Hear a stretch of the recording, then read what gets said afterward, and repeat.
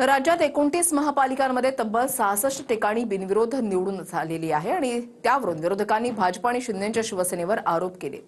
5 ते 10 कोटी देऊन उमेदवारांना माघार घ्यायला लावली असा आरोप ठाकरेंची शिवसेना आणि मनसेने केलाय। तर नोटाचं बटन असताना मतदान का नाही असा प्रश्न मनसेने केलाय आणि या विरोधात मनसे हायकोर्टात जाणार आहे। पाहूयात एक रिपोर्ट। 5 कोटी 10 कोटी रुपये दिले या बिनविरोध होण्यासाठी आणि उमेदवारांना माघार घेण्यासाठी। महानगरपालिकांच्या निवडणुकीत महाराष्ट्रात तब्बल 66 नगरसेवक बिनविरोध निवडून आलेत। 5 ते 10 कोटी रुपये देऊन भाजप आणि शिंदेच्या शिवसेनेनं अर्ज माघारी घ्यायला लावले असा आरोप संजय राऊतांनी केला। 29 महापालिकांचा विचार केला तर भाजपचे सर्वाधिक 43 नगरसेवक बिनविरोध निवडून आले। शिंदेच्या शिवसेनेचे 19, अजित पवारांच्या राष्ट्रवादीचे 2, इस्लाम पार्टीचा 1 आणि 1 अपक्ष असे एकूण 66 नगरसेवक बिनविरोध आले। आता मनसेनं बिनविरोध झालेल्या जागांना हायकोर्टात आव्हान देण्याचं ठरवलंय। सोमवारी मनसे 66 बिनविरोध नगरसेवकांच्या विरोधात हायकोर्टात जाणार आहे। समोरच्या उमेदवारांवरती पैशाचा पाऊस पाडायचा। 5 कोटी 10 कोटी रुपये दिले या बिनविरोध होण्यासाठी आणि उमेदवारांना माघार घेण्यासाठी। कल्याणमधले महाराष्ट्र नवनिर्माण सेनेचे शहर प्रमुख मनोज घरत यांना दिलेला आकडा जो आहे हा डोळ्याची बुबळं बाहेर पाडणार आहे। बिनविरोध व्हावा आणि त्यांनी माघार घ्यावी म्हणून काल माहिती घेतली मी। जळगावला उमेदवाराने माघार घ्यावी म्हणून त्यांच्या घराघरामध्ये 5 कोटीच्या बॅगा घरपोच गेल्या। उमेदवारांचे डोळे फाटले आणि त्यांनी जर माघार घेतली। आम्ही उद्या निवडणूक आयुक्तांची भेट घेणार आहोत आणि त्यांना जे काही 64 ठिकाणी या घटना घडलेल्या आहेत त्याच्या बाबतीतला पत्रव्यवहार करणार आहोत, म्हणजे आम्हाला कोर्टात जाण्याचा मार्ग मोकळा होईल। खरं तर त्यांनी आज जिल्हाधिकाऱ्यांना विचारलंय, पण शेवटी त्याच आरओ रिपोर्ट देणार आहे ज्यांनी ह्या सगळ्या गोष्टी केलेल्या आहेत। सो तोच जर आरओ पुन्हा रिपोर्ट देणार असेल निवडणूक आयोगाला की नाही सगळं बरोबर झालेलं आहे, तर मला वाटतं काय होणार नाही, यातनं काय होणार नाहीये। सोमवारी आम्ही कोर्टात जाणार आहोत। आज उद्या कोर्ट बंद आहे, सोमवारी आम्ही कोर्टात गेल्याचं तुम्हाला पाहायला मिळेल। न्यायालयात जाणं हा लोकशाही मार्ग आहे, त्यांचा तो अधिकार आहे, त्यांचा अधिकार आहे, त्यांनी तो अधिकार घ्यावा, न्यायालयात जावं। पराभव समोर दिसायला लागला की निरनिराळ्या प्रकारचं नरेटिव्ह तयार व्हायला लागतात। विधानसभांच्या निवडणुकांमध्ये तर त्यांनी म्हणजे लोकांनी जे मतदान केलं ते लोकांनाच खोटं ठरवल्यासारखं झालं ना।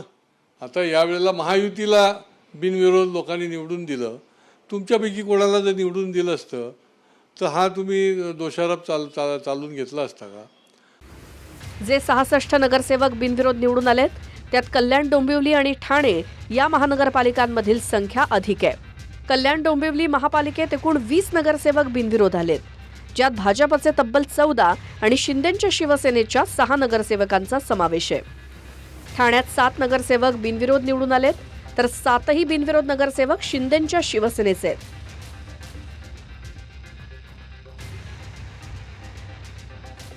पैशांनी विरोधकांचे उमेदवार खरेदी करून अर्ज माघारी घ्यायला लावले असा आरोप ठाकरेंची शिवसेना आणि मनसेचा आहे। त्यातच विरोधक आणि अपक्षांचेच अर्ज निवडणूक अधिकाऱ्यांनी ठरवून बाद केल्याचा आरोप ठाण्यात मनसेनं केला। त्या विरोधात ठाण्यात डॉक्टर बाबासाहेब आंबेडकर यांच्या पुतळ्याजवळ मनसेनं ठिय्या आंदोलनही केलं। सत्ताधारी एकही फॉर्म कुठेही बाद झाला नाही, पण विरोधकांचे फॉर्म बाद झाले, अपक्षांचे फॉर्म बाद झाले। तुमच्यामुळे कोणाचं तरी करिअर खराब होतो। आम्ही तुम्हाला एक सांगतो, ही जी महिला आहे ना आरो, काय नाव त्यांचं, वृषाली पाटीलच्या बाबतीमध्ये त्यांच्या प्रॉपर्टीपासून सगळ्याची इन्क्वायरी आम्ही लावणार आहोत। आम्ही त्यांना सोडणार नाही। त्यांनी ज्या काय आमच्या पोरांच्या बाबतीत केलेत ह्या आरोनच्या पाठीनं आम्ही सगळे माहितीचे अधिकार टाकून ह्यांची प्रॉपर्टी कुठे आहे, ह्या पोस्टिंगला कशा आल्या, ह्या सगळ्या गोष्टींची माहिती घेऊन आम्ही पुन्हा लोकांसमोर जाणार, एवढं नक्की। बिनविरोध निवडणुकीत चक्रावून टाकणाऱ्या आणि चिंताजनक काही घटना घडल्यात। कल्याण डोंबिवलीत प्रभाग क्रमांक 27D मधनं मनसेचेच उमेदवार मनोज घरत यांनी अर्ज मागे घेतला, त्यामुळे भाजपचे उमेदवार महेश पाटील हे बिनविरोध निवडून आले। सोलापुरात मनसेचे पदाधिकारी बाळासाहेब सरवदेंची हत्या झाली। बिनविरोध निवडणूक करण्याच्या वादातून हत्येचा आरोप आहे। सरवदेंच्या वहिनी भाजपकडनं सोलापूरच्या प्रभाग क्रमांक 2 मधनं इच्छुक होत्या।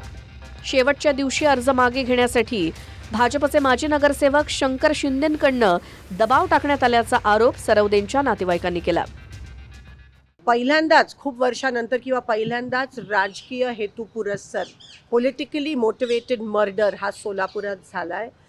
लॉ आणि ऑर्डर, कायदा सुव्यवस्था पूर्णपणे कोलॅप्स झाली आहे, प्रशासन पूर्णपणे कोलॅप्स झालं आहे. ह्याला कोणत्याही प्रकारचं कौटुंबिक वाद न लेबल करता हे राजकीय हेतू पुरस्सरच झालं आहे.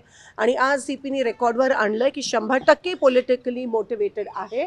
कारण का कोणाचा तरी फॉर्म विड्रॉ करण्याच्या दबावाखाली हे करण्यात आलं आहे आणि त्याच्यातून हा मर्डर झाला आहे. एकीकडे तिकीट मिळवण्यासाठी रडारड आणि मारामाऱ्या महाराष्ट्रानं पाहिल्या, तर दुसरीकडे 66 ठिकाणी एकही उमेदवार इच्छुक नाही किंवा अर्ज मागे घेऊन निवडणुका बिनविरोध होत आहेत.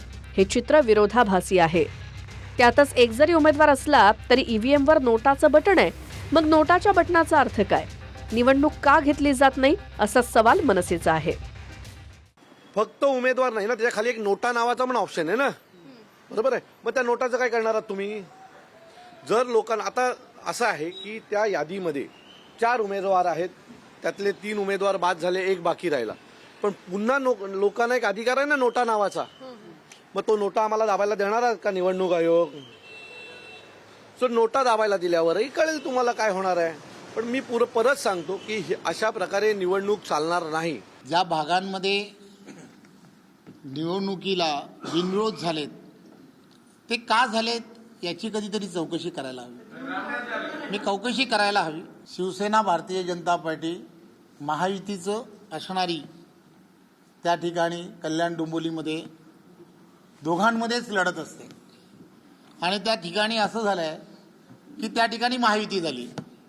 महायुती झाल्यामुळे वर्षानुवर्ष त्या ठिकाणी विरोधक जे आहेत किंवा विरोधी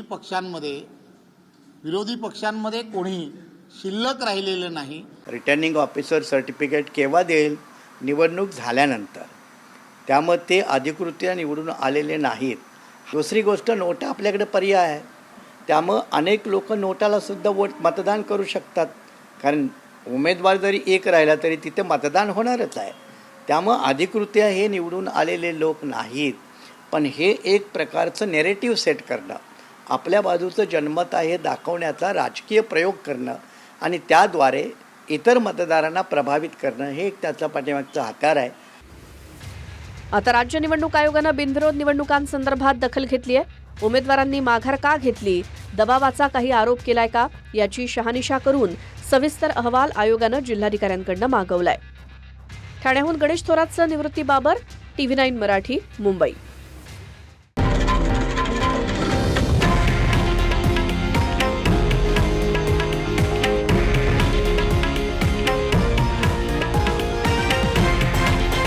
हे आहे देशातील नंबर 1 न्यूज नेटवर्क आणि आपण पाहत आहात TV9 मराठी, एकमेव.